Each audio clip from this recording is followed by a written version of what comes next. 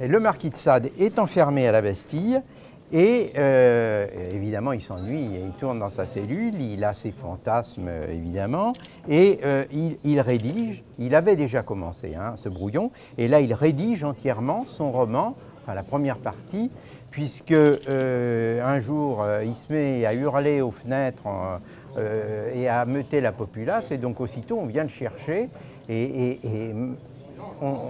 on le prend, on le transfère à Vincennes. Et comme on le prend pratiquement en caleçon et en chemise et qu'il a le droit de rien emporter, eh bien ce rouleau reste caché dans une fente du cachot. Et donc en fait, après la prise de la Bastille, quelqu'un a trouvé ce document dans la cellule et l'a sauvé. Alors je pense que c'est sa femme qui lui procurait des petits morceaux de papier ou on lui donnait des petits morceaux de papier qu'il colle après les uns au bout des autres.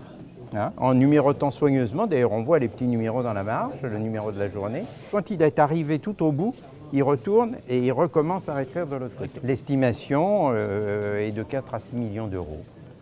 C'est un texte absolument extraordinaire, mythique, dès qu'on parle de ça, dès qu'on parle de la littérature érotique, c'est les 120 journées des Sodome et Gomorrhe, qui a été pendant très longtemps inaccessible. C'est vraiment qu'elle est un mythe extraordinaire et un des plus longs manuscrits de la littérature. En termes de mètres linéaires, c'est un des plus extraordinaires objets.